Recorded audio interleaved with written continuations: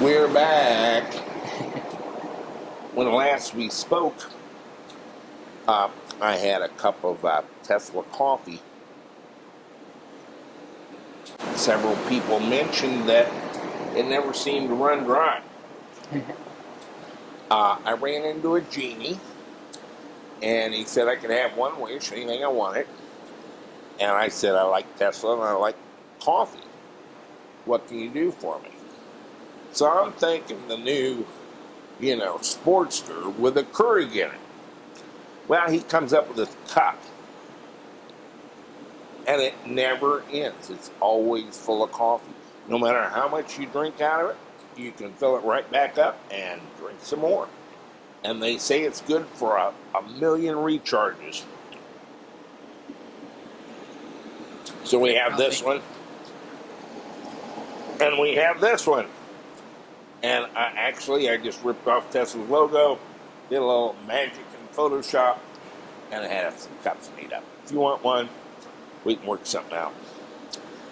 Over here with Danu is our V2 controller, our version 2, the ESP32 version of a Tesla battery module controller. It's not a BMS. It actually talks to the BMS that Tesla designed that's on the batteries.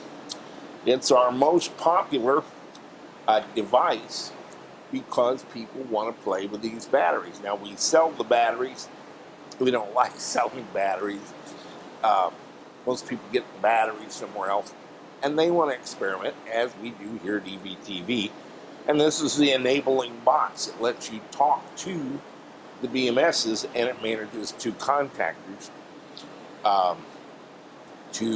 Basically, its job is to shut off the battery if anything is out of line. Temperature, variance, voltage, a whole bunch of stuff. We have devised these Raspberry Pi displays, and Danu came up with a very cunning idea, which I found out later he actually stole from one of our customers. But he claimed it, and that's just as good. We have a lot of problems with people with Windows computers. And to hook up to we devised the most basic interface you can have to anything, and that is an ASCII text USB port presentation. It doesn't get more basic than that, but I guess I may have lived too long. It's so basic, nobody knows how to use it anymore. It's pretty old. And that's okay. We can kind of walk them through it, unless it's Windows. I've got a long-standing thing. I don't do Windows product support, and they don't really do electric cars or solar. It's kind of a gig I got worked out with Bill Gates. I just don't do Windows support. I spent the 90s teaching people how to hook up Windows machines to the internet. I authored the definitive guide on how to do that with Trumpet WinSocket. Eventually, they put it in the operating system. You didn't need to do all that. But man, I was worn out of doing Windows product support for like 10 years. I don't do it anymore. I never want to hear about Windows. I went to 6 years of Linux, and then finally to Mac OS, because the Linux guys just would not accept drivers from any device unless they released the source code to it. They had a religious dogma about device drivers, which is the most uninteresting thing in the world. Who cares? But they just wouldn't do it. So we don't do Windows. So Danu simply downloaded CoolTerm for Linux into the display, and you hook it up to the USB port, and you can do all the stuff with the display. Because people didn't have a Mac laptop or a Linux machine. All they have is a Windows machine from 2004. Which is getting back close to when I would maybe be able to help them, but I'm not going to. So we kind of have done a lot of incremental improvements over time to that controller, and it is kind of our bread and butter here. We sell more of those than everything else combined per unit. And so I asked Danu to put together a little video on how to hook it up and how to configure it. And man, a star was born. Take it away, Danu. Hello, my name is Danu, and here I am at EVTV. I'm the lead technician here, and today we're going to talk about the V2 that we sell and how to make it work. So let's start off with the V2 itself. We have the device right here, and if I show you, you'll see the on-off switch right here, a red LED for our negative contactor, a green LED for our positive contactor. Now these two indicate when they're on that the contactors are closed. And over here we have a CAN port, which is a simple RJ45 port connection, which you can use for a charger and also different other devices that we can show you later in the video. And over here we have the USB serial port, and that is a type B connector that you can use to either get data from the modules that we have, Tesla Model S modules that we use to make the V2 work. And so going over to the front of the V2, one of these ports, which is this black cable, is for the BMS that you will connect to the modules, and we will show you what the ports look like afterwards as well. And then on this side we have a 12 volt input. So these V2s are built for voltage ranges from 24 to 48 volts, and if you're planning to use these V2s for modules that are more than one in series or two in series, which would be more than 48 volts, you would need to use 12 volt input to supply 12 volts from outside. But most of the builds, like this one right here, is a 48 volt system, which is two modules in series, which you will get 48 volts maximum. So that is perfectly set for these builds. And then following these wires, you have a red outside for a positive input, and on this side you'll see we have the current sensor that we have put it outside just for being easier for the heat to dissipate. And then this wire is the communication for the current, and then this metal piece right here is custom made for Tesla Model S, the plate basically where it'll be on top of the battery, and that will connect directly to the current sensor. And then going over to the other side, I think we'll have a picture of this to show you better, because I can't turn this all the way around. So on the left we have the positive side again, which will be the output. On the right we'll have the negative, which is black, and and then on the top here you see the charge enable, again a 2-pin connector, which we will send with you with the V2. And then another 2-pin here, which we'll send as well for the heat enable. And these are ports that you can customize. This can enable and disable a charger, and this can enable and disable a heater that you will use for the batteries. So basically with lithium-ion batteries, you don't want to charge them when they are cold or discharge them either, or even with cooling when they're too hot. So that's why we have these ports. And we use them for different purposes in our model, in our PowerSafe as well, to do enable the grid and stuff like that. And you can use it however you want, because we send the software as is, and you can, if you look into our PDFs, you can see how to customize them how you want. So moving on, going on to the batteries and the connection side. So I told you this is the BMS connector. So what we have here is an example of 4-module setup. And this is 2 in series. You can see we have a 70 millimeter, I'm losing the name right here, what do you call this? Braided battery strap. We have one up here and one down here. Thank you, James. Braided battery strap here to connect them in series. And then what you see here is a copper U-strap that will connect them in parallel. There's one on this side and one on this side. And that basically gives us 48 volts because there's 2 in series. But going down we have two in parallel, so we'll get 48 volts, but we can get more power out of this.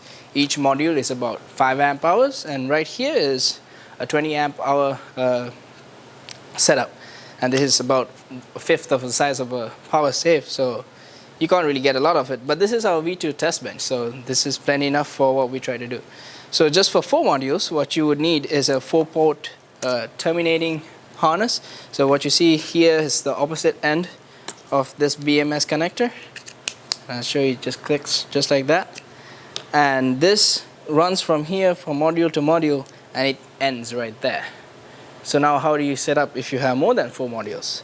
So that's where you would need a 4-module extension. So this starts with the same, just like this, but if you follow it, it'll come and end with this, which looks just like the male end of the ESP32, I mean the V2 male end. So what happens is you would just connect this to a terminating end, and now you can connect 4 more modules and connect to the V2, and just like that you can have 8 modules in total. And this is how we do it for our PowerSafe. We just have 4 more of these to connect 20 modules in total. And now let's say you have you don't have 4 but you have 6, so that's where you would use a terminating 2-module harness. So this just has that female end right here, which again you will connect to the male end of this, and then you get 2 modules, and then you have the 4 right there. Now let's say you actually have an odd number. Let's say you have 1 module. So how would you connect 1 module? Simple. You would take a 2-module harness, and you would use a shorting plug, which we also sell on the store, and you would use just this small piece to plug to the end of a 2-module harness, and that basically renders this one usable, and you connect this to 1 module, and then you can connect the male end of the V2, and bingo, you can get data from just the 1 module. So the way these work is the data goes all the way to the end and comes back, so you should make sure that the shorting plug is always at the end of it. And we use this to test modules, and also to when we want to bring them down to a certain voltage or to bring them up to a certain voltage by charging, we just use a shorting plug and put it on 1 module, and that way we can just focus on the one Model S battery rather than trying to work on all of them at the same time. What's next? So yeah, so you can have these in 24 volt setups by just having 1 module, or you can have them in 48 volt setups by having them side by side in series. Let's go ahead and plug this in, I guess, so we can show how to wire it up.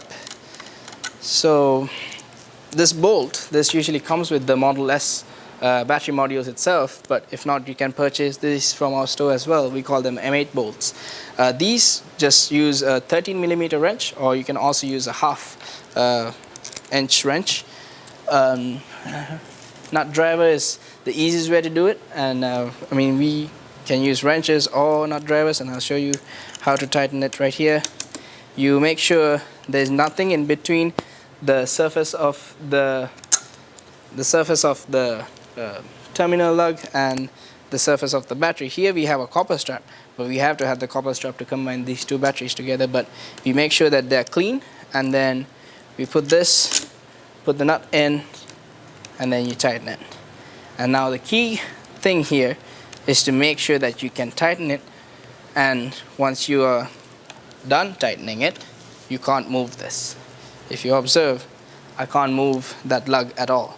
And what that does is make sure that this has a good connection to the batteries, because connectors are always the first place where problems happen. So this, if there was something in between the connection, or if this was ever so loose, this will warm up whenever you're using current through it, and that'll be the first place to fail, and it can be catastrophic when it does. And so that's the positive side over here. Let's go over to the negative side. So we have the custom made terminal that we have that falls right on top of the Model S battery module, and same concept, we've already drilled it to the hole to fit the screw in. It's just smooth, and what you do is just put the screw in through there. Again, socket wrench, what do you call it, James? not driver. Oh, I forget names. And just tighten it down just like that. Again, same idea. Make sure it doesn't turn. That way you know it's tight. And that's how you tighten the input sides of the battery. Then don't forget this, because without this, if you try to switch on the V2 right now, it won't really come on because it's not communicating to the batteries. So when you connect it in, that's when you can switch on the V2 and get it to work. And another thing here is, if one of these connectors are loose, it won't complete the communication circuit. So again, these LEDs won't come on because the contactors won't close because it can't communicate to the battery. So you need to make sure all the modules are good, and that's why we use the 2-port harness with a shorting plug to make sure each individual module is good before we try all of them together. And what else? Over on this side, we have the same 3/8 hole, which perfectly fits for an M8 bolt, and that's the output positive and the output negative. And this you can wire up into a inverter or charger, and you can use it to however you need. And going over here, you can see a TCCH charger that we use, and it's wired into these terminals already, so which you can use it to test the charging and also discharging. We used to have an inverter there, but it's not there anymore, which we use to test this as well. And that's just a few basic ways of setting up how to use the V2. And now we have multiple questions come up to us on how to do the setup where you get the display to work. And we will show you that in the following up video, which we will use the serial port right here and to communicate with the V2 to get it to set up on the Wi-Fi so it can communicate wirelessly to our display. Stay with us. So this is a quick tutorial on how to set up the smart Wi-Fi router, the mini smart router that we have here. This was like 24 bucks on Amazon. It's called a GL iNet mini smart router, and we're going to use this to get communication between the ESP32 V2 and the display. So let's dig into it. And this is a very light package.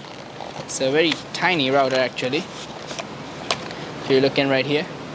So I'm gonna set this up right here, and it comes with a USB cable. So this uses a 5 volt, about an amp of power.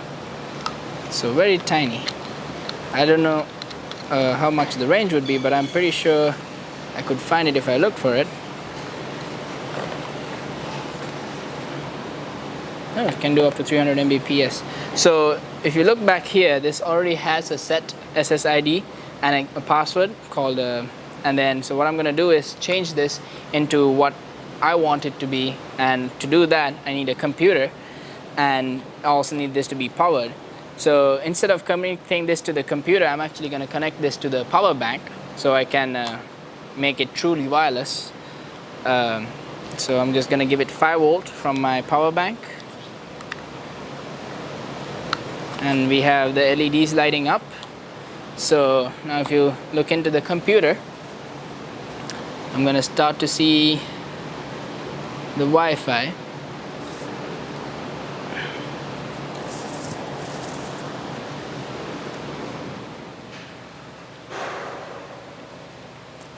If it shows up pretty soon.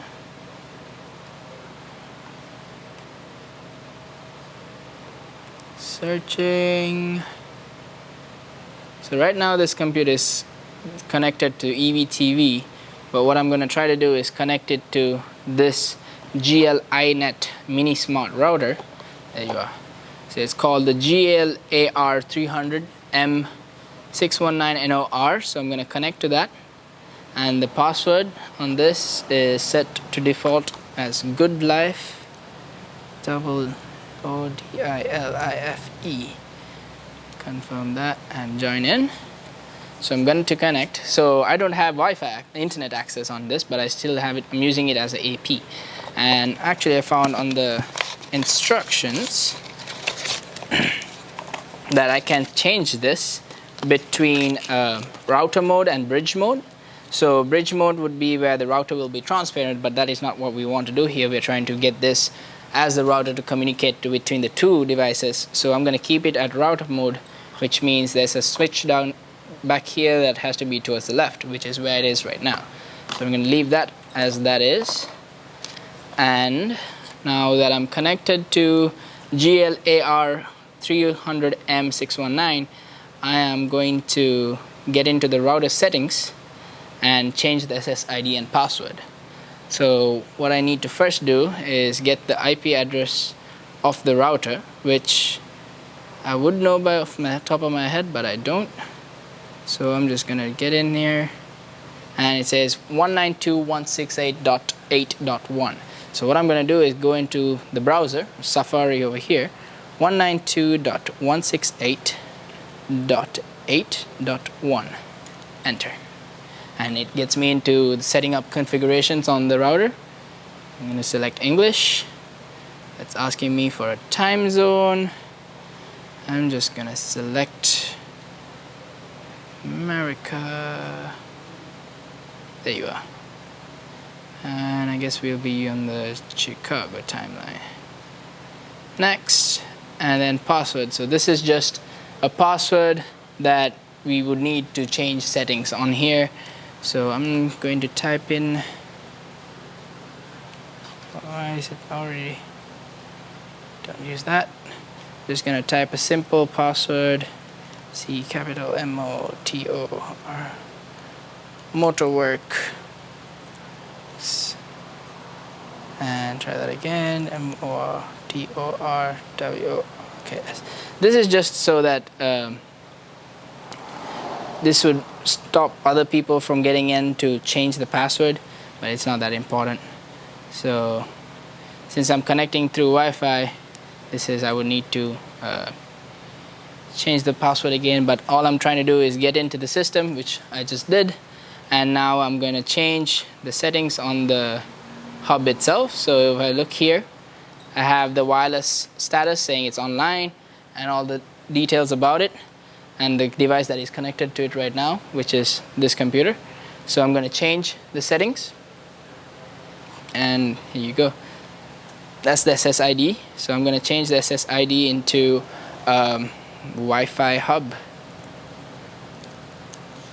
and then change the password into Motorworks again.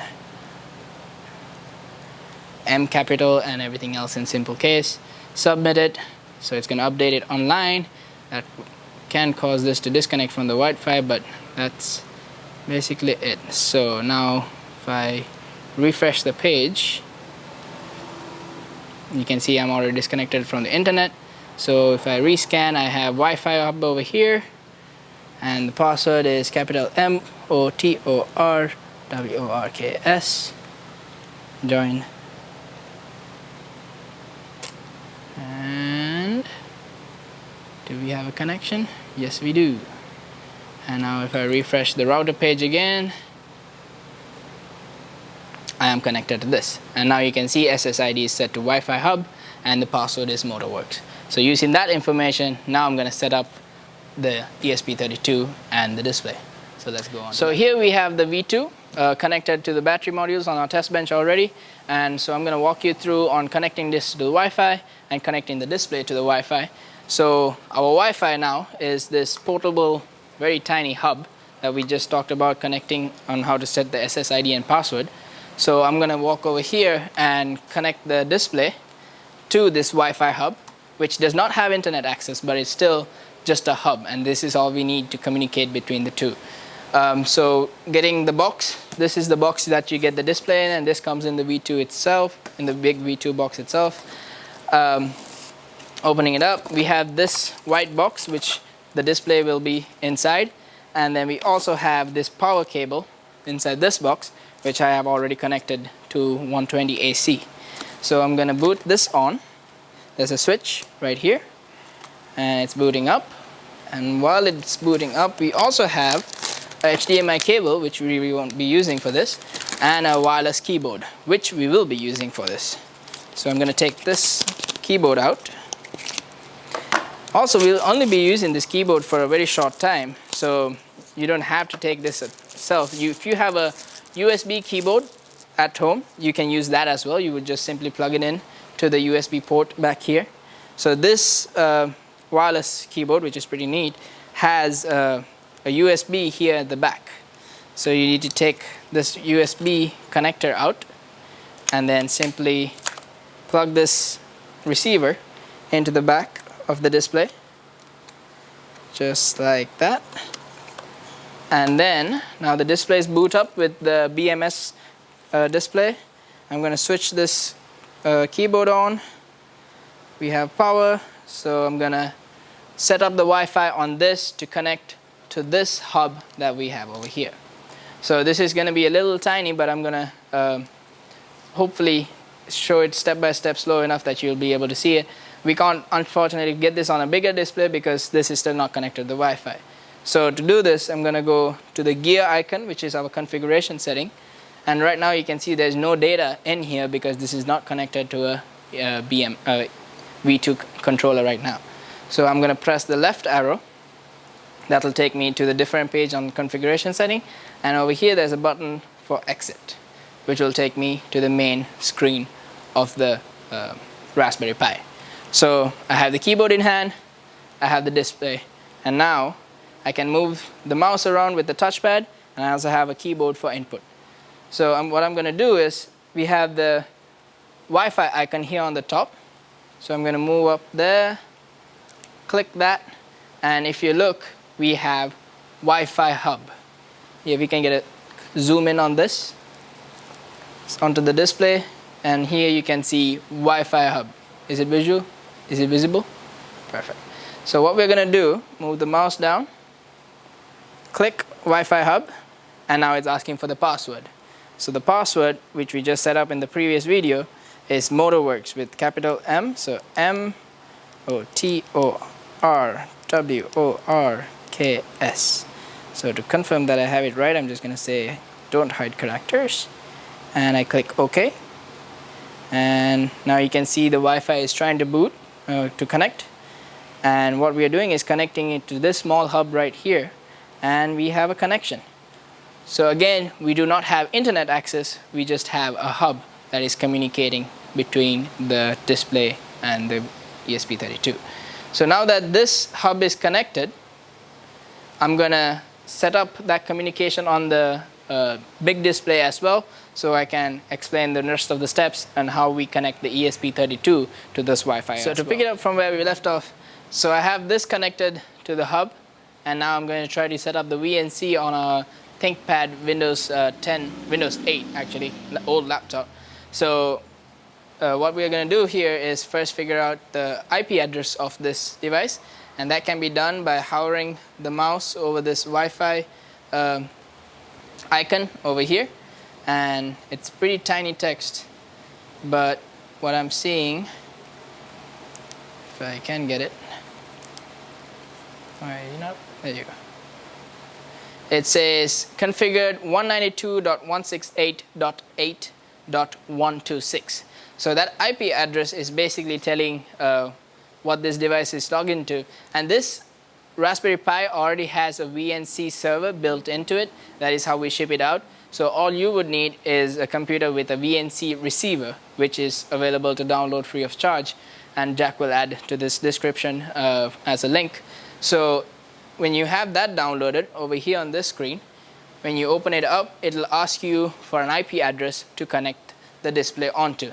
So what I'm going to do is make sure that this is connected to the same Wi-Fi hub, because that's when the Wi-Fi is connected to the same, when the devices are connected to the same hub, VNC basically allows you to mirror this display on a different screen.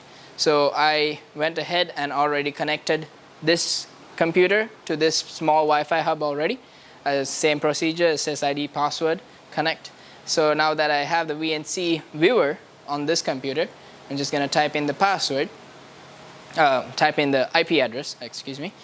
So I need it to be 192.168.8.126.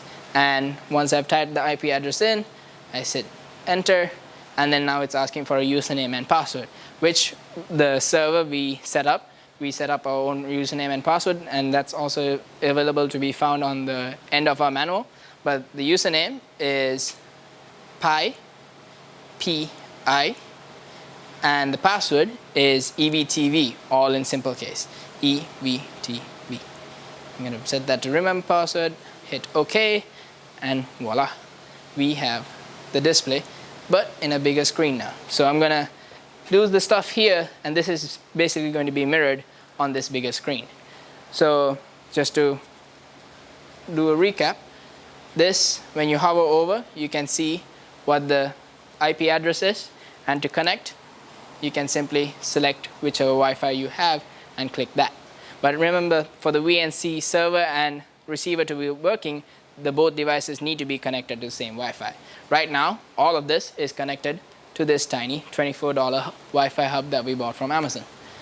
Now that is set up, we are going to go into setting up the Wi-Fi on the ESP32. But before I do, I want to kind of explain what data we are being using right now. So we have the VNC, and we are communicating through this.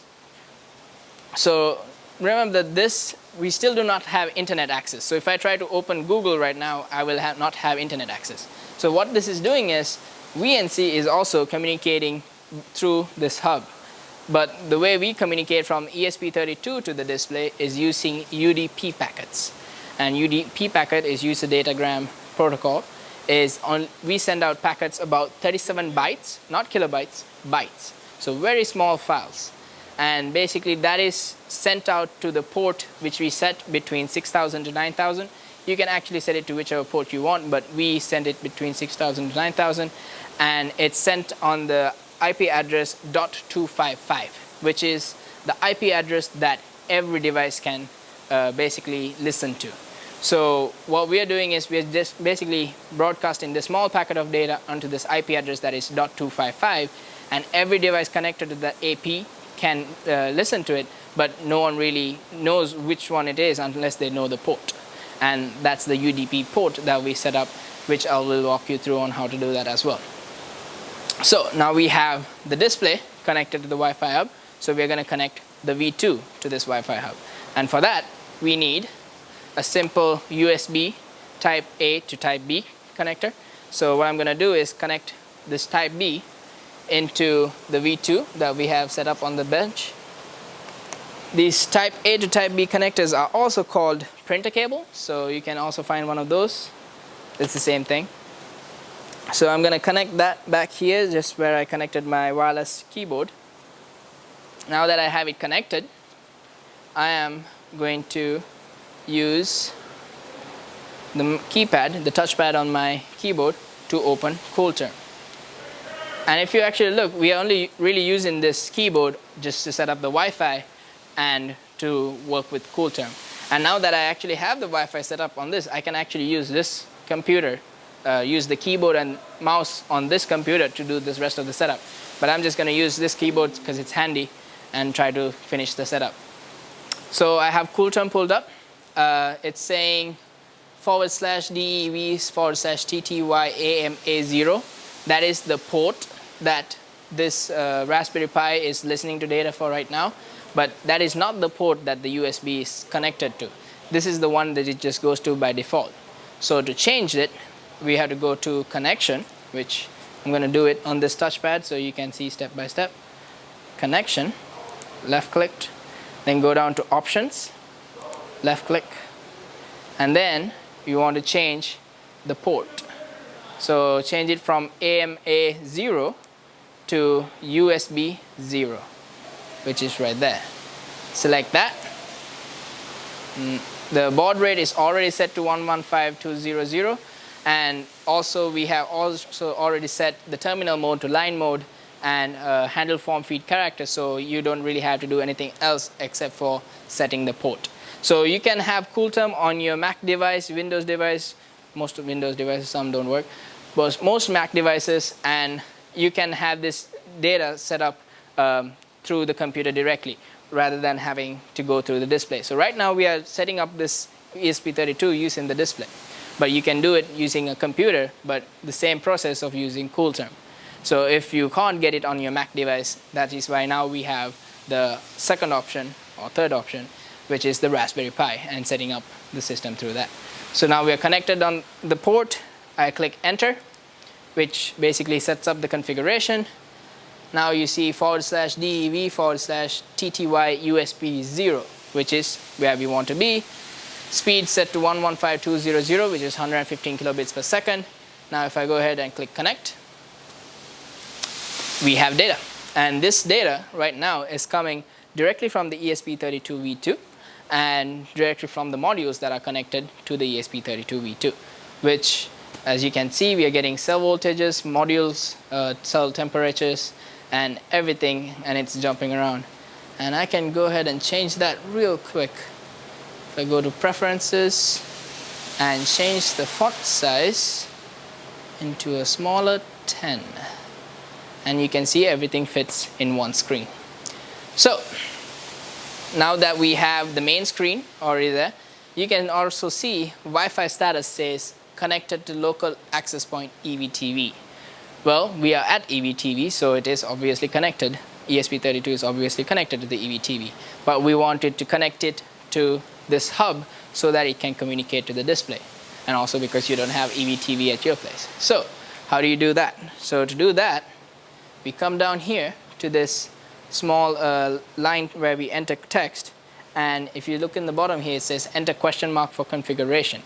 So to enter question mark for configuration, you just type question mark and then click enter. And now we are in the configuration menu. So here the configuration menu, you can see here we have SSID equals EVTV, password equals USA Today. But we are assuming that you don't have that Wi-Fi, so we want to connect to this hub here. How do we do that? Simple. You're already down here, type SSID equal, and what else the Wi-Fi I set it? Wi-Fi hub. So change that to capital W equal capital W IFI space capital H U B, and I have just SSID equals Wi-Fi space hub, and I type enter, and you can see here SSID changed from EVTV to Wi-Fi hub. Now I'm going to change the password. Same process, PASSWORD equal Motorworks, which was shift MOTORWORKS, and enter. And that simply changed my password to Motorworks, changed my SSID to Wi-Fi hub. And just like that, we just changed the Wi-Fi on the ESP32 from the display using the USB cable and using a keyboard and using CoolTerm. So let's confirm that we are connected to the Wi-Fi, and to do that we are going to go back to the main display screen, which is we're going to type a question mark and enter. So since we have EVTV here, this is connected to EVTV, but I want to change it back, so I have to reboot the system. So where you are, you won't have EVTV, so as soon as you type the password and username in, it'll connect to the new system or new access point just like that. But since I had to reboot it, I'm just gonna disconnect the USB cable and connect it, disconnect there, connect it back in, pick up the dropped keyboard and select connect. So I'm opening the USB serial connection again, and you see dots, that is the ESP32 booting up. Searching for access point, Wi-Fi hub, which is this hub, and I am connected. And there's my IP address for this ESP32, and you can see connected to local access point, Wi-Fi hub as, and the IP address. So what I have the ESP32 connected, I have the display connected. So we're getting a stream of data here, and this is perfect for troubleshooting because you won't be able to see some of this data on the display. I have it right now because I'm connected through a USB cable. So what I'm going to do next is confirm that I have the Wi-Fi connection by going to the battery display. And to do that, I'm just going to minimize CoolTerm for now and open up the battery monitor. I double click on the battery monitor, and voila, we have data, cell voltages, it's still booting up, and the percentage, battery percentage. So I'm getting this data from UDP packets that are sent to the .255 address on a UDP port that we set up, that is transmitting from the ESP32 into this hub, and from this hub into this display, which from display is we are mirroring it into this bigger display so you can see it better. That's pretty cool. So let's go into the configuration so I can kind of give you guys a quick walkthrough on this. Now you see the data is here because we are connected to the ESP32. Parallel strings. So first thing, that is basically to say how many batteries we have set in parallel. So the controller can tell how many modules there are, but it can't tell how it is stacked. So over here we have 4 battery modules, which is 2 in series, 2 in parallel. So basically 2 in parallel will take the total voltage divided by 2, so we get the 48 volt system.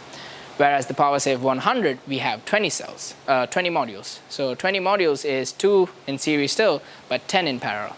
So it will basically divide it by 10, so it gives us an accurate voltage.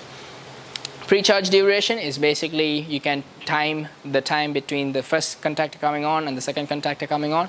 And what that does is allows the inverter or whichever load you have on the other side of the V2 to basically charge up on the voltage and then close the contactor. Because if you were to close both contactors at once, that's going to be a lot of current flowing through there, and that can weld the contactors and potentially damage your system.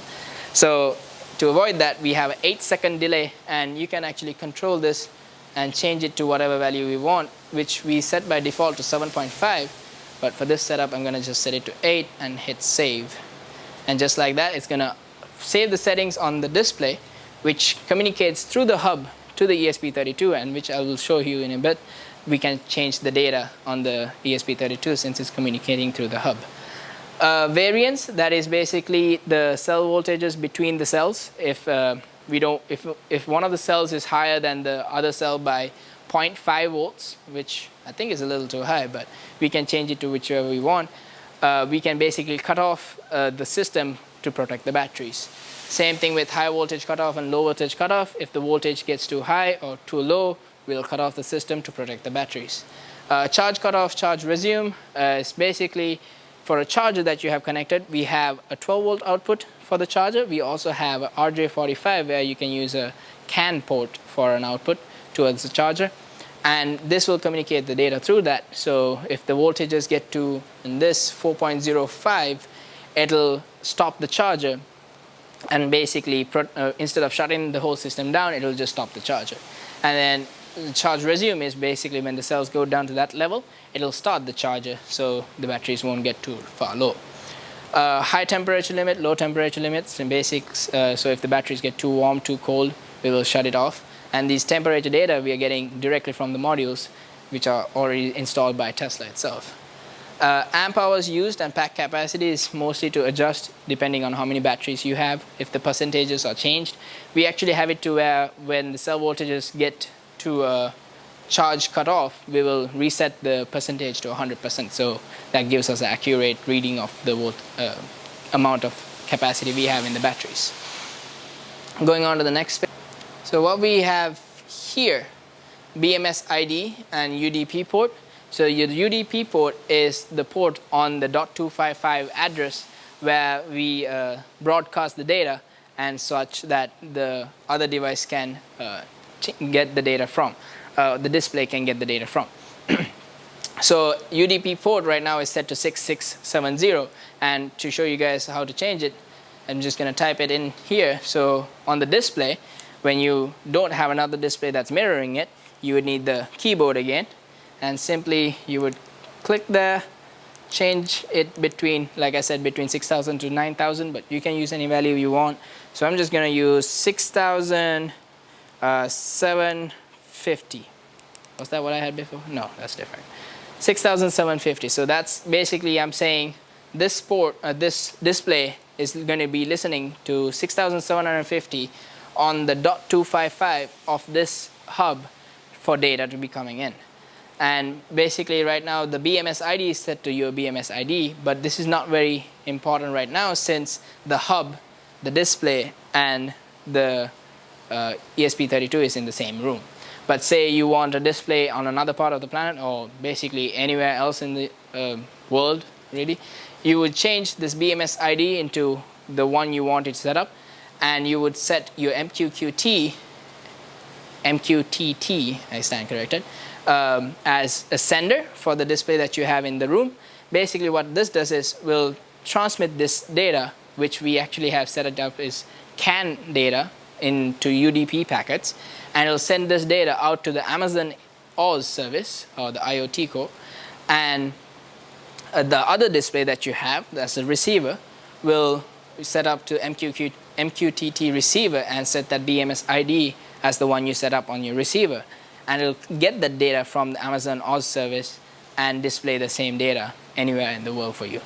But for that, for it to be able to communicate to the Amazon Oz service, you would need internet access, which this can do if you have a Ethernet port, or if you have another modem, or if you just have Wi-Fi in general. You can basically do that if you have internet access to your Wi-Fi.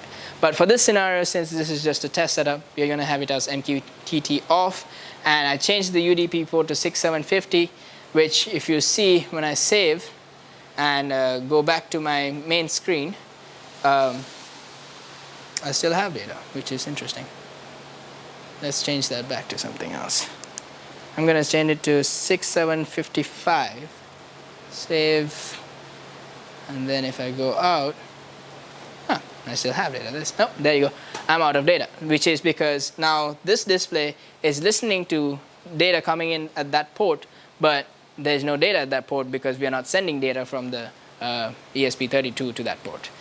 So what do? We have to go back and change the UDP port on the display, I stand corrected, on the ESP32.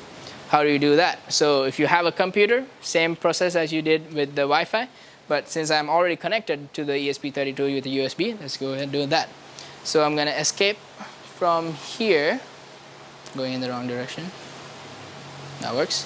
And I'm going to go into CoolTerm again. And am I still connected? Yes, I am still connected. So if you look, we are back on the main screen. So I'm going to press enter question mark, enter, and go into the configuration screen. There you go. And if you look here, can you zoom? Yeah, you can see me. So you have the SSID set to Wi-Fi hub, password set to Motorworks, but the UDP port set to 6670, which is what the ESP32 is broadcasting on. So I'm going to change that to 6755, which is what this display is listening to. So to do that, I'm going to type in UDP port PORT equals 6755, and as soon as I hit enter, you can see that this changed from 6750 to 6755. And now that we confirmed that, and also one more thing that I changed before was the pre-charge duration, which went from 8.1 second to 8 seconds, which I changed on the display, which changed it on the ESP32 wirelessly. So this is done. I'm going to close out of that, close the terminal. I'll deal with that later. And if I go on the battery monitor now I have data because I'm on the same UDP port as the UDP port set on the ESP32. And this is how we work in the EVTV, because we have the PowerSafe 100, we have the PowerSafe 60, the PowerSafe 15, and also the ESP32s that are on the test bench. So what happens is we have different UDP ports set up so that we have different displays that can work with it. So the PowerSafe 100, for instance, is set to this UDP port 6600, and the ones we ship out for the ESP32s by default are set to 6550. So this one now is set to 6755, and the ESP32 is set to 6755. So basically they can communicate to each other using that. And with that, that should wrap up everything on the display. So stay with us. So that's all I know about hooking up our Tesla battery module controller with the new update, which I had to reflash 1,032 gigabit SD cards for the displays around here to incorporate. But it's a great addition, and it makes a lot of things easier. We also had a viewer want to talk endlessly, and he had like 3 paragraphs on one of the videos about could this be extended. Now the whole concept of the PowerSafe 15 kilowatt hour RV edition is it's a box. It's not really for people to play with. It's for people to put in an RV and get power from. And we kind of took a lot of, we've gotten a lot of inquiries about this, mostly of the nature of everything's too expensive, but also of the nature of they got a 24 volt alternator and they have this kind of solar on it and yada yada yada. We kind of collected all that after dismissing it, and once we had a list, I'm like, you know that we can do that. And so this is a PowerSafeRV, 15 kilowatt hours, 24 volts, simple. You turn it on and it works. Man. Well, immediately, then the next question is, well, can I expand it? And my reaction is, no, you idiot. The idea here is for it to be a limited package. It just does what it does, and that's what it is. And we're shooting for size constraints, weight, dimensions. It's got to go in a boat or an RV. But I got to thinking about it. Why not? Why not try it? And so we've kind of rigged it up here, Dana. What do you got?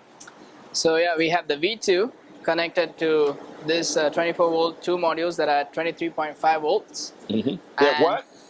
There are 2 modules connected, and they are 23.5 volts. Yeah, 23 and a half. And then the opposite end of it is wired into the bar, which is now wired into the 15 kilowatt, but the V2 is not on yet, so this and this is still not connected to each other. We actually have a contactor in the PowerSafe 15 that was only on when charge enable is enabled. And I think I've got that set to like 4.10 is the cutoff voltage for it. Resumes at 3.85 or something. We have 2 displays here. One shows 23.4 volts, and that's keyed by the UDP port that Danu described in his video. Yep. To the V2. The one on the right is on a different UDP port, all the same access point, but a different UDP port for this one. And it's showing 22.3 volts. Not about a volt difference. It doesn't really matter, and we're going to show you why. Danu, let's see if you can hit the power switch on that and see if it will wake up and blow all this to smithereens. We'll find out. 12 volts on. We have negative contactor. Now, the pre-charge doesn't make much sense going battery to battery. And but as you can see, we're discharging on the left and we're charging on the right. Charging on the right, 173 amps it looks like. That may be because our, yep, there it pops. Our end phases are on. And they're putting 3,500 watts out. But we're also getting 75 amps discharge from this one because it's at a higher voltage. It doesn't matter. They can be quite different voltages because they're going to sort it out, but there will be some current flow involved. As you can see, we're down to 73 amps, and that will diminish as they balance out. and we're down to 3.85 or 23.2 here, and 22.6 over here, and that's coming up. And over time, that would do that. Now the V2, the module controller, you can link. We got two stacked there. You can have 62 of those connected. Now, I've never done that. It's sort of a theory, but we've done 20, and it's about the same thing else. The display can only display about 40 cells. Like here's our 3, and here's our 2. But we kind of automatically scale that, and at about 40, all that breaks down. So I wouldn't go more than that. The point is, we've added 2 modules there. We could have added 20. They have to be 24 volts, configured just like these. That's kind of the proviso. And this is just, the output's just connected to this bus bar over here, and that's connected to our input, which is controlled by a contactor. Now, when they get up to a certain voltage, it's going to disconnect that contactor and disconnect the other batteries from it. And when they fall to a certain voltage, it'll connect them back up. So you can have 3 of these controllers with 3 different 24 volt banks all tied into the same bus bar. What difference would it make? They're only going to run about 19 volts to 25 volts anyway. And that difference in voltage, when you have no resistance in the circuit, will cause some current flow. We're down to 63 amps discharge on that. They're down to 23.2, and this is up to 22.5. And that balancing will continue. But we're picking up another 90 amps from our in phase that's going into the AC of the battery, which charging both of them, really. So this is 62 for the difference, and this one's getting 148. All the in phase is going into this one because it's the lower voltage battery. But there's really not anything for you to do here. It'll all sort itself out pretty well. And as you see, there was no explosion. You're hooking up 24 volts to 23 volts, or 24 volts to 20 volts. It's a 4 volt difference. The cables are able to handle quite a bit of current, couple hundred amps anyway. So, yeah, you could expand this all you wanted to. For all I know, you could link 12 RVs in a train and hook it all together. I don't care. You get 12 boats together. So the answer to the question, can you expand the battery? Now, there's no inverter over here. We can only have one inverter. These are off-grid inverters. They do not, you can't parallel them. But you can add all the batteries you want to, but you need another controller. This controller can't monitor those batteries. And so whatever additional batteries you have, they have to be configured for the same voltage. In this case, 1 in series. You can have 30 of them in parallel, run off with one controller, but they have to have a controller monitoring their voltages and temperatures and so forth. Speaking of temperatures, with all that current going all that way, 28C is our high on those, and 30C is our high on these. So it's just not an issue of huge current flows between them and that sort of thing. 50, 60 amps at 24 volts is 1,000, 1,200 watts. It's not really anything. And so there is no problem. We have exposed the 24 volts through a contactor that will sever the connection if anything's, out of tolerance. And this one has contactors, and they will sever the connection if they're out of tolerance. And other than that, I don't see any end to it. You can add as many batteries to this as you want. How much storage you need for a 6 kilowatt inverter, I'm not sure. So that's why the question struck me as a little bit absurd. This was designed to be a fixed package. But the 24 volts terminals are exposed through some 315 amp cam lock welding connectors. And so it's not a problem. All we did was run those out to terminals on our bus bars here. We've got some chargers here. I think one of them's I think both of them are 6.6 kilowatt 48 volt chargers. Yep. And we can hook that up and charge all of them at the same time. The charger connects to the bus bars. It doesn't care who gets what. Obviously, the lower batteries are going to get more of the current.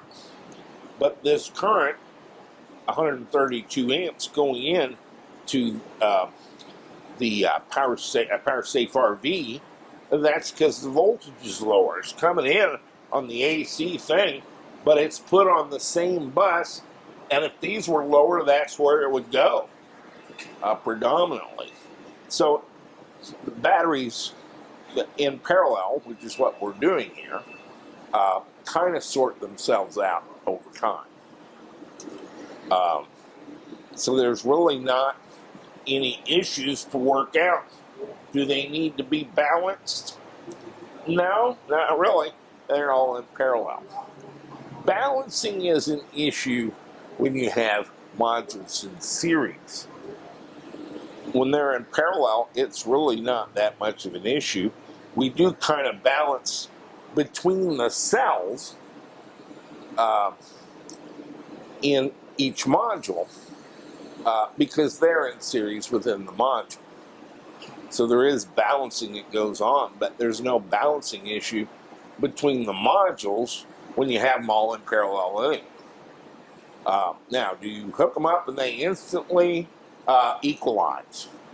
No. Actually, this is something we had guys in the EV thing. Some of them pretty knowledgeable people that just didn't get this.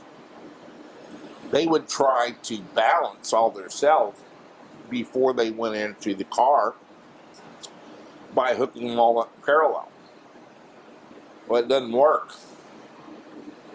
If they're half volts apart, you don't get much current.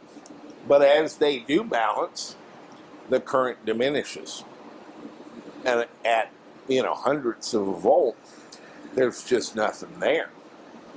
So you can leave, if you left them there for a year, they would eventually balance.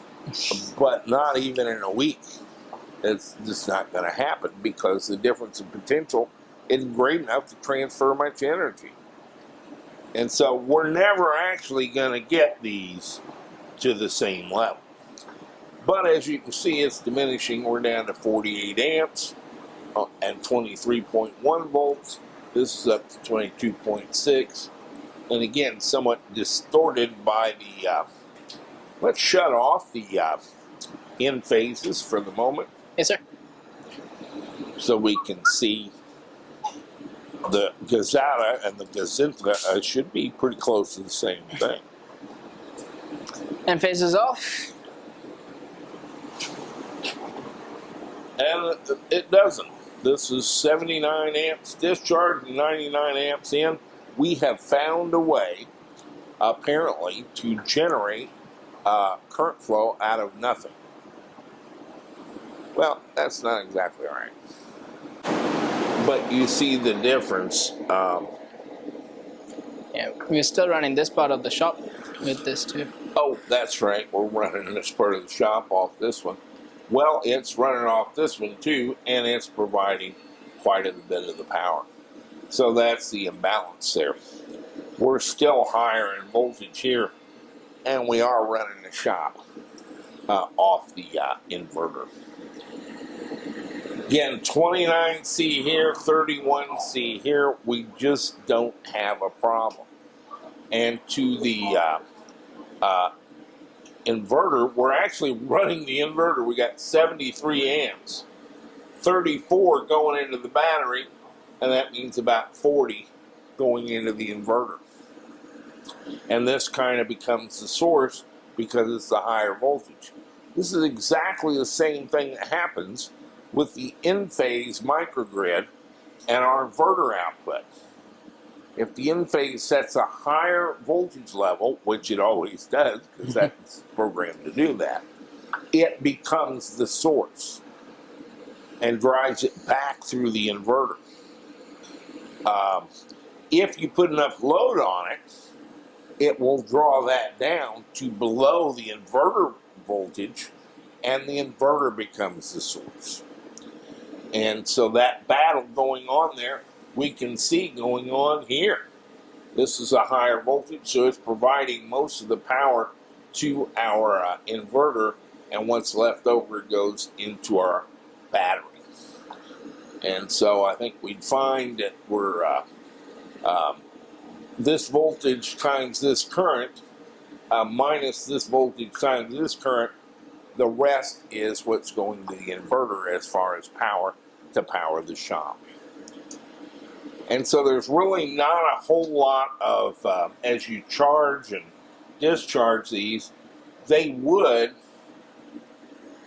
even out over time. But perhaps not as quickly as you might think. And it's not as crucial as you might think. It just doesn't really matter very much. Because we have one controller for this pack and one controller for this pack. And at a one module series, there's not ever going to be more than 4 or 5 volts difference to begin with. And so, no problem. You'll have a little more current from one than the other. That's okay. And so that's the drill, and this is a way you can combine different equipment to do stuff. The challenge is to take all these enabling parts and design what you want to do, but you have to be careful with that. It has to make sense, and I can't do the designs for you. I'm getting a lot of calls from people that, hey, I want to do this. One guy's like, hey, we need a huge, like 300 kilowatt peak shaver. When can you send us a bid? We think peak shavers are interesting. One of these days I'm going to do one. But not right now. And the other one is, can you send me a list of parts I need to build what you built? Well, no. All the parts are in the store. You're going to have to design your own. But I played this silly game 100 times. They want to build exactly what I built. Except instead of 24 volts, they want 96 volts. And instead of 15 kilowatts, they want 80 kilowatts hours of storage. And also, instead of a off-grid inverter, they want a grid-tied inverter, but a hybrid that can swing both ways. And so there's no point in me giving them a list of parts. They have to design a system to their needs from the beginning. We have all the parts. They're all in our web store as enabling devices and components. My eyes are opened by the new viewers we're getting from the solar world that weren't with us for the EVs. And they have sort of different needs.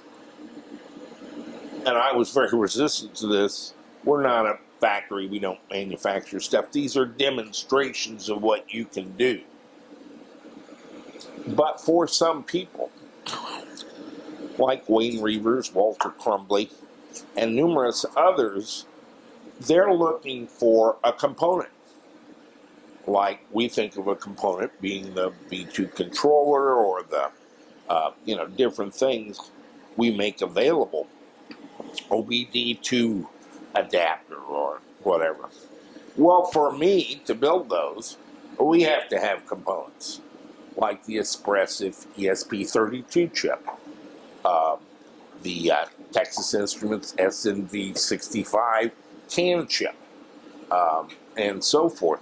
So it kind of depends on your perspective. If you're doing a big solar system, this is just a component. The PowerSafe 60 is just a component. They picture the whole box put together as being a component. They don't want to build the box. That is the component they're looking for a much bigger system. How do you argue with that, Dennis? So we're kind of cobbling them together, but it kind of has to be boutique-y and niche. We're not ever going to set up to be a manufacturer. It's not in our mission statement. But I did want to address the coffee cup, and we did kind of need a tutorial that Danu has done on how to connect this controller. Let's talk a little. Right now, I've got a guy in Europe who's been on me for 2 months that, hey, the biggest story in all of Tesladom is about to break. It's going to break Monday. He's told me this every week for 11 weeks. Monday, it's going to break. Monday. It's the biggest story in history. And it's going to be on Reuters, and it's going to be on AP, and you're just not going to believe it. And I told him, Yuri, this isn't a story. This isn't even an event. You're listening to a bunch of poser wannabes in a Tesla forum, and they have no idea what they're talking about. It's a non-event. Here's the event. There's been, I guess, all told 10 or 12 fires involving Tesla motor cars. And guess what? It's the batteries. And they're impressive fires. When these batteries go, but don't ask me how I know. I've had one go off in my face. Actually, a 21. Renault influenza battery, but similar thing. They're impressive. It's a 5,500 degree purple plasma ball. That it doesn't really burn stuff up. It just vaporizes most of it. And like transmissions and motors and stuff are made into kind of Art Deco pancake kind of art on the pavement. All the glass is melted out of it. All the interiors vaporizes. There aren't even ashes. And so they're pretty impressive fires. Now, a little bit about that. Why do I not get all my underwear all wrapped up, up the crack of my ass on that? There's 750 vehicle fires in the United States a day. Now, that's only the ones that get a call to the fire department. That's how we know how many, is because those statistics are gathered from the fire department. People have cars burned out up all the time, and they call the fire department. Sometimes they put out the fire themselves. Sometimes they just let the damn thing burn to the ground. But if you do call the fire department, that statistic is collected, and we know that there's about 750 of these vehicle fires in gasoline cars a day. There's been 10 or 12 Tesla battery fires ever. And this is why I don't really play around the BMS business, and why I've been a long-term detractor from BMSs. I was looking askance at all the amateur attempts at a battery management system. Because the voltages in a car battery span 400 volts, there's not very many components that can withstand that difference in voltage plane, that offset. And so it's very important that you isolate your measurement chips into little groups that are isolated from each other and isolated from the processor that processes all that data. And it gets to be kind of black art. I don't want to hear all the comments about how it's simple. When you say that, what you're saying is you are kind of simple. Battery management systems are actually devilishly difficult to do. And so we don't do them. Maybe I'll try one in my dreams. Maybe I'll steal one from Tesla. That might work. And the reason is, that's why we call it a controller. It's not a BMS. The BMS is in the boards on the end of the battery. Tesla's core competency is not electric cars, and it's not autonomous driving, guys. It's battery technology, and has been from the beginning. And they had a very questionable approach to it, using a small form factor laptop camera batteries. And they did this on the concept of economies of scale, because there were lots of laptops and cameras. And it sucked them into a whole thing, a battery design based around this. No other car manufacturers do this, by the way. They all do larger prismatic pouch cells and prismatic batteries and so forth. Tesla stayed with it and have gotten to be very good at it. Best of all, they are highly motivated by their brand and their corporate existence and future to not have a fire. Because the media immediately puts that, oh, electric cars are explosive, they'll kill you, they'll burn you alive. No contact with reality here, that gasoline burns just as well as batteries do. And it's kind of a function of the amount of energy you have in what size space. And a lithium battery packs a lot of energy into a small space. But understand, an 85 kilowatt hour battery in 1,135 pounds, 8.5 feet long. The average summertime version of gasoline is about 33 kilowatt hours per gallon. You don't have 3 gallons of gasoline worth of energy in the whole Tesla car. You just don't have that. Electric cars are extremely efficient at converting energy to forward motion. I'd put most of it at 85 or 88%. The Model 3 might be 90-ish. And every percentage is important, of course, but that's kind of where we're at. A gasoline engine basically takes gasoline, converts it to heat, and blows it out the front of the car through the radiator. That's his job.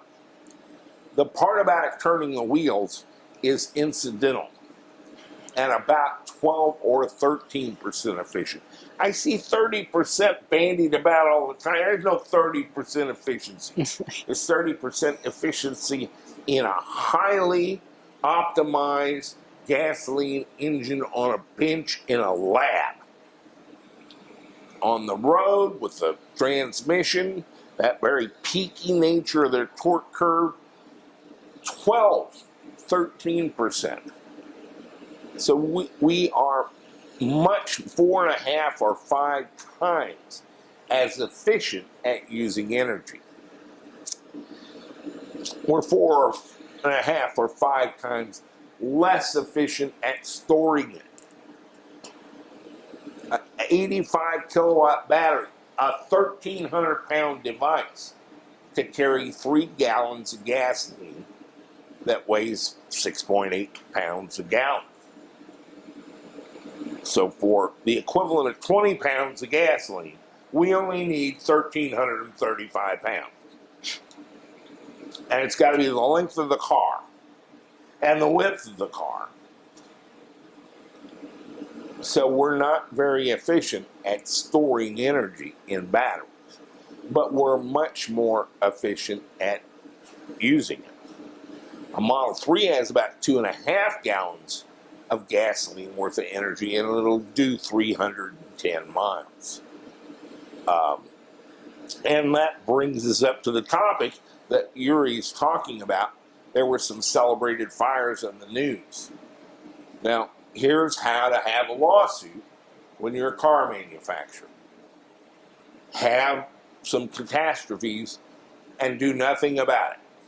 And pass around a lot of memos and decide not to do anything because there's only 30 or 40 people killed. That causes big jury awards. So it was incumbent on Tesla to do something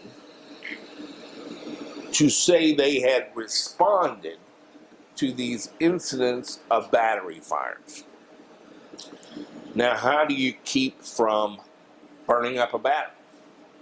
Well, they burn up if they're overcharged or they're over-discharged. They can burn up if they're punctured, but mostly if they're overcharged or over-discharged. It's really not a temperature issue. They can go 55, 60 degrees centigrade. It won't hurt them. So what did they do? They lowered the charge voltage. What we've been talking about here, 4.05 or 4.1. Tesla was charging at 4.2. 4.3-ish is really the level on these NCA batteries in the lab, in theory. 4.2 is considered safe. So they're charging them to 4.2, but they'll tell you, hey, if you're not going on a trip, don't charge them quite as much. Good medicine. So in their software, they lowered the charge level. And of course, you have the discharge level. How low will you let the batteries be discharged before you shut the car down? The car doesn't really shut down because it's out of juice. Tesla's MCU shuts the car down before you get there. So let's raise that a little bit. And that will give us the some additional safety. It's a scientifically supportable, plausible, reasonable step to take to reduce the incidence of fires and explosions. Great. So you got some guys in a Tesla forum talking about what's happened to their range, that their range calculation has gone down. And this wasn't the range they paid for. They've actually filed a class action lawsuit about this.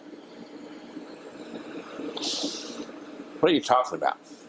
There's 4 or 5 CAN messages calculated by the battery for its state of charge, its ideal state of charge, the display state of charge, the amount of kilowatts left in the battery, and the amount of kilowatt hours to reach full charge.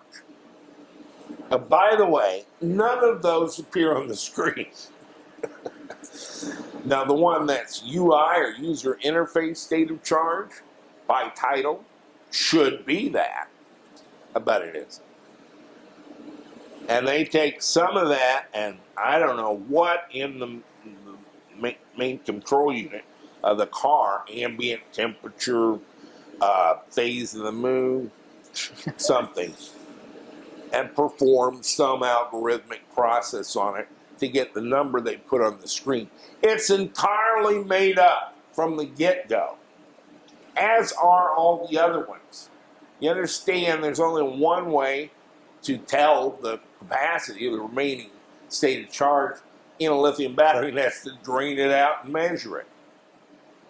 So at any point in its discharge curve, there is no way to accurately calculate how much is left. It just doesn't exist.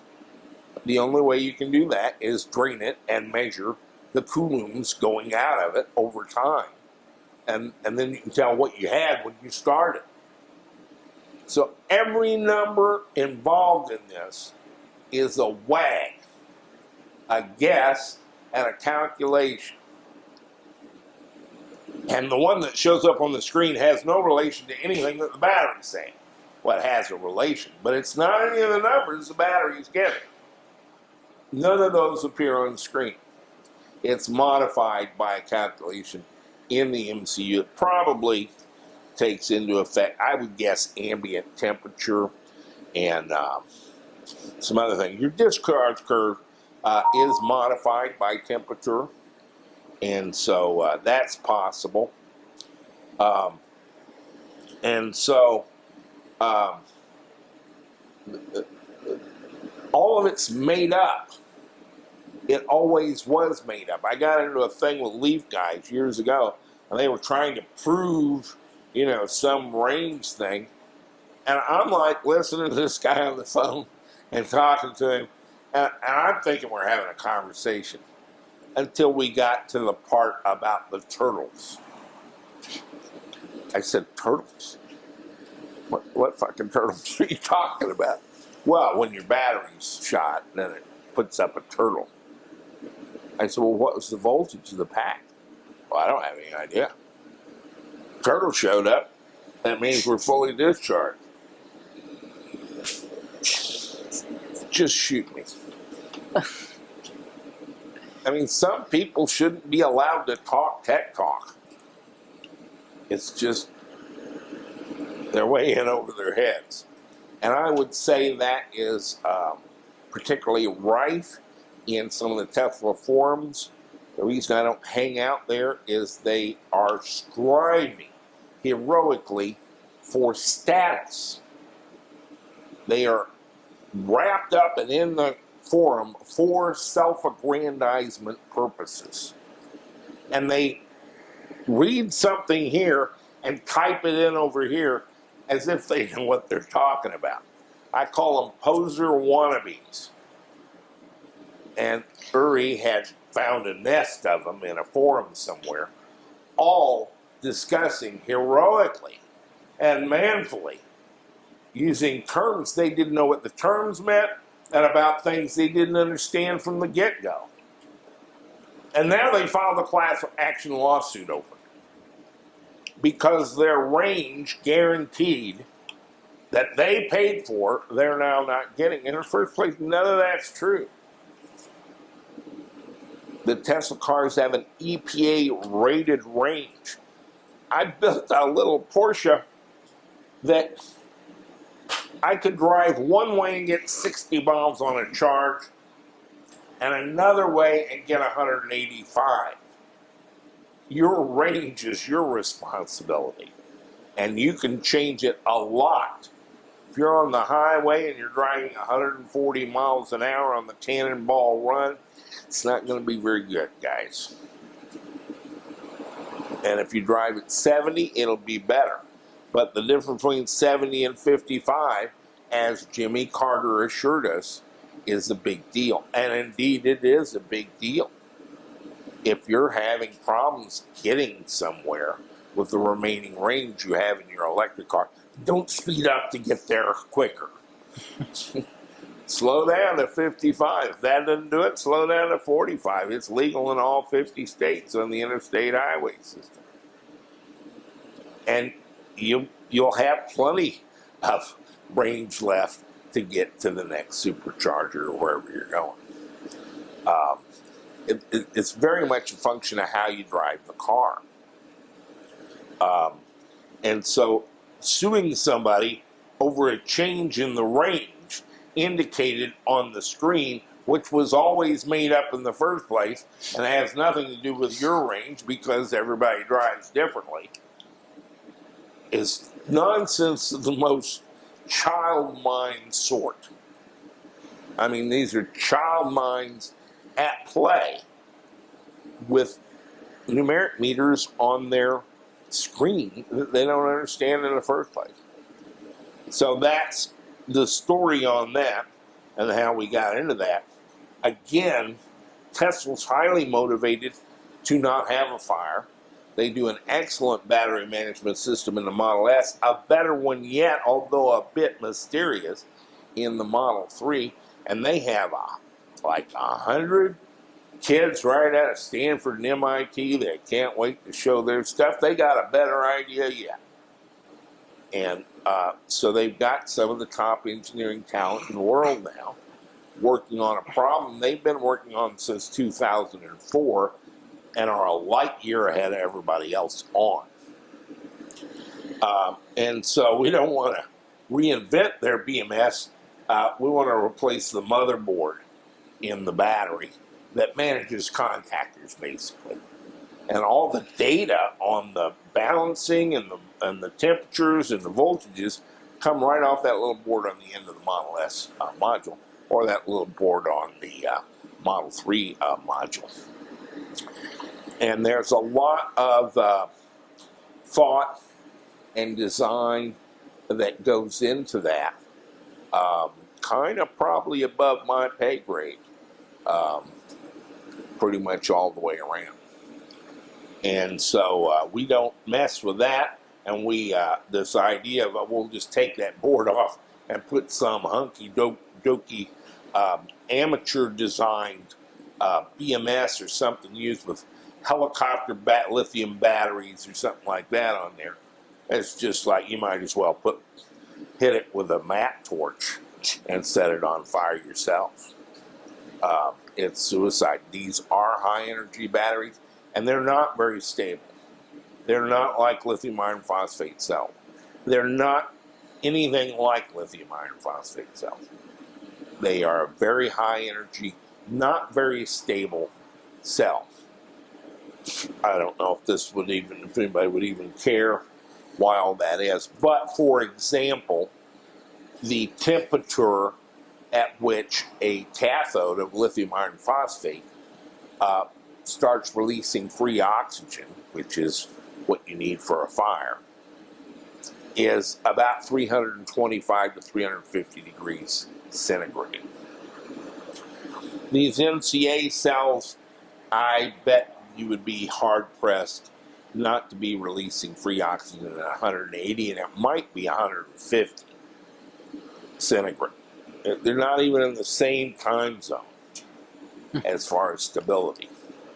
And so we went for years without BMSs, and very purposely so, and devised strategies where you didn't need to, and did that very successfully with lithium iron phosphate cells.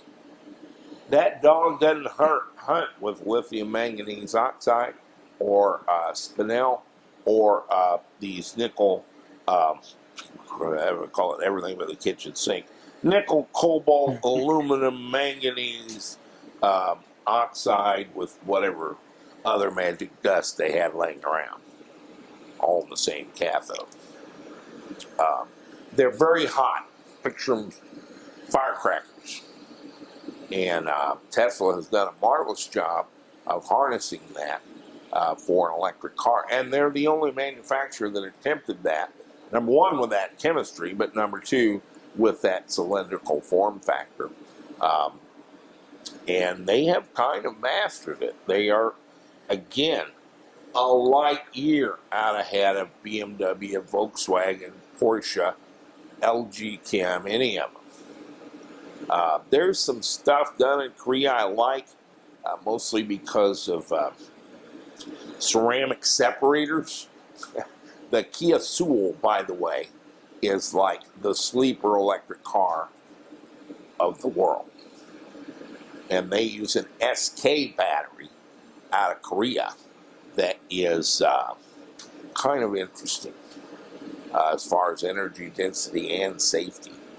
And so if you can't afford a Tesla, look for a used Kia Soul. Kia is doing some very interesting electric cars, believe it or not. They don't do them in any quantity. They're strictly California compliance cars. They have no interest in selling them outside of California. But you'll see one come up on Copart. I had a guy that bought one and sent it to me and said, hey, pull the battery off this. We're going to use it in a race car. And he was telling me about this battery. I went and kind of inspect the battery out and took a look at it and said, you know, you may be onto something. So I told him, yeah, sure, we'll do it. The car came in, and all we had to do was bypass the radiator and a couple other minor things. And we're out driving this car around. And the front end's all banged up. I called him on the phone and said, Sport, this car's not bad, and we got it running. Are you sure you want me to pull this all apart and send you the pieces? Why don't I send you the car, and then you got to go by, you know, on the can and everything, and pick up another wreck for the battery.